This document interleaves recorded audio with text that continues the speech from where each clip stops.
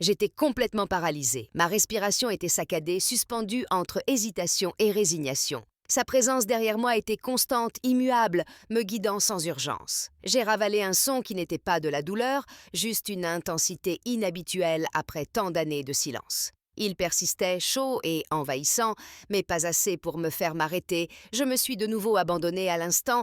J'avais vécu si longtemps sans être dérangée, et puis j'avais choisi de ne pas partir. Chers spectateurs, êtes-vous prêts à découvrir un lien qui n'aurait jamais dû exister? Commençons. Maya ne s'attendait pas à recevoir de visite ce soir-là. La pluie tambourinait doucement aux fenêtres de son appartement, tandis qu'elle pliait une couverture sur le canapé. La pièce était silencieuse, baignée d'une douce pénombre, éclairée par la lueur vacillante d'une bougie qui embaumait légèrement la lavande et le bois.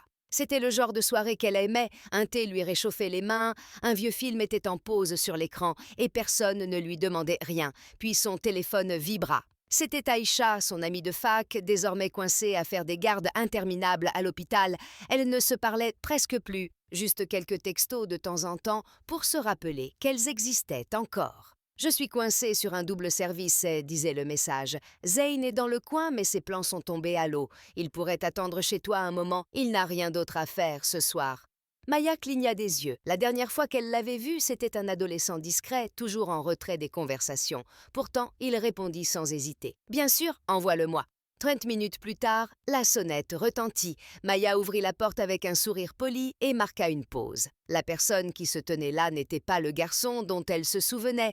Zayn était devenu un jeune homme, plus grand, plus posé, avec un regard calme qui semblait observer plus qu'il ne laissait transparaître. Il portait un simple sweat à capuche, les mains dans les manches, et lui adressa un sourire respectueux. « Salut Maya », dit-il. Sa voix était plus grave qu'elle ne l'avait imaginé. « Zayn », murmura-t-elle, surprise, « je t'avais presque pas reconnu. » Elle s'écarta. « Entre, tu dois être épuisé. » Il hocha la tête en entrant, jetant un coup d'œil autour de lui. « C'est paisible ici, » dit-il doucement, comme si les murs se reposaient enfin.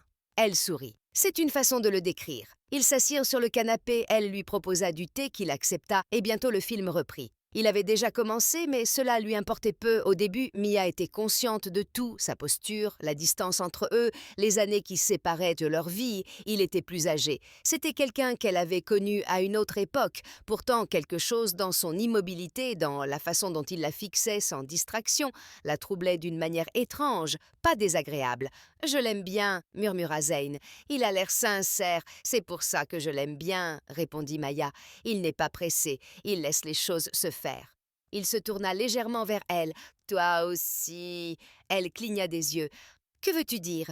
Tu ne forces pas les choses, tu les laisses venir. C'est rare. » Il ne répondit pas. Leurs mains se portèrent simultanément vers le bol qui les séparait. Leurs doigts se frôlèrent brièvement, involontairement, mais aucun des deux ne se retira immédiatement. Un silence s'installa entre eux. Il se dit que c'était de la nostalgie, le silence, la chaleur de la pièce. Et pourtant, quelque chose avait changé. À la fin du film, aucun des deux ne parla. Le silence était total, sans aucune gêne. Maya garda les yeux rivés sur l'écran. « Je devrais peut-être y aller, » dit Zayn en regardant l'heure. « Il est tard, » répondit-elle. « Tu peux rester, la chambre d'amis est prête. » Il hésita. « Ça te dérangerait si on discutait un peu avant? Les endroits comme celui-ci me manquent. » Elle acquiesça et le conduisit dans la cuisine, où une lampe tamisée diffusait une lumière chaleureuse. Ils s'assirent face à face, leurs mains serrées autour de leur tasse. « Je ne m'attendais pas à me sentir aussi bien, » admit-il. « Pourquoi pas? Je pensais que vous me verriez encore comme un passant. » Il esquissa un sourire. « Le temps change plus vite qu'on ne l'imagine. » Il rit puis se tut. Son expression changea. « Ça va ?» demanda-t-il. Il marqua une pause. « J'ai l'impression d'être à la dérive. Les cours sont finis. J'ai fait ce que j'avais à faire, mais rien ne va. Je suis présent partout sauf en moi-même. » Maya écouta. Cela faisait longtemps que personne ne lui avait parlé avec une telle franchise. « La plupart des gens ne comprennent rien, » dit-elle doucement, « même quand ils font semblant. »« Vraiment ?» demanda-t-il. Elle réfléchit un instant. « Moi aussi, je le pensais. Puis la vie a changé. Maintenant, j'apprends à nouveau. » Leurs regards s'attardèrent une seconde de trop. « Je peux respirer ici, » dit Zayn doucement, comme si je n'avais pas besoin de faire semblant. Elle le sentait aussi, le calme, la conscience silencieuse. « Je devrais dormir ?» dit-il depuis l'embrasure de la porte. Il marqua une pause. « Je suis content que ce soit toi qui aies ouvert la porte ce soir. Bonne nuit, Zayn. » Maya resta longtemps à table après son départ. Son thé avait refroidi, ce n'était rien, juste une visite, juste des mots. Pourtant, ses mains se souvenaient de ce bref contact, sa voix résonna dans sa poitrine, le matin arriva lentement, la lumière du soleil se répandit sur le sol tandis que Maya nouait sa robe de chambre. Ses pensées s'entremêlaient, aucune limite n'avait été franchie, aucune promesse n'avait été faite. Et pourtant, quelque chose avait commencé. Elle préparait le petit déjeuner lorsqu'elle entendit des pas. « Bonjour » dit Zayn, la voix encore lourde de sommeil. « Bonjour, tu as bien dormi ?» Mieux que depuis des semaines. Ils mangèrent dans un silence pesant. « Merci » dit-il doucement. « Tu n'étais pas obligé de faire tout ça. Tu étais un invité, répondit-elle. « Un invité facile, sourit-il. Cela signifie plus que tu ne peux l'imaginer. » Plus tard, faisant la vaisselle côte à côte, il demanda. « Je peux te poser une question ?» Bien sûr, et as-tu déjà eu l'impression que la vie avançait pendant que tu t'occupais à faire ce qu'il fallait? Son cœur ralentit. Oui, j'ai oublié de me demander ce que je voulais. Le sais-tu maintenant? Il hésita, je ne veux plus me sentir seul. Il l'observa. Tu n'as pas l'air seul. J'ai appris à le cacher. Son téléphone vibra. Il arrive, dans 10 minutes. Prépare-toi, dit Maya. Il se tourna vers elle. J'aime être ici avec toi. Et je suis heureux. Arrivé à la porte, il marqua une pause.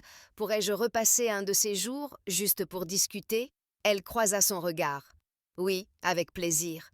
Lorsque la porte se referma, le silence qui suivit n'avait rien de paisible. Il était pesant, les jours passèrent. Maya s'occupait, mais chaque soir, son regard se posait sur son téléphone. Elle ne retourna pas à ce film, elle n'y arrivait pas. Puis, jeudi soir, on frappa à la porte. Zayn se tenait là 2 cafés à la main. « Je ne t'ai pas envoyé de message, dit-il. Je n'étais pas sûr. Tu es toujours le bienvenu, répondit-elle. Ils s'assirent chacun d'un côté du canapé. La conversation commença sur un ton léger, puis s'approfondit. « Je ne sais pas où je vais, admit-il, mais quand je suis ici, je n'ai pas l'impression d'échouer. »« Tu n'échoues pas, dit-elle. Es-tu encore en devenir ?» Ses yeux restèrent fixés sur les siens. « J'aimerais qu'il y ait plus de gens comme toi. » Un silence s'installa entre eux. « Oh, t'es-tu déjà demandé ce que ça fait d'être désiré à nouveau ?» demanda-t-il.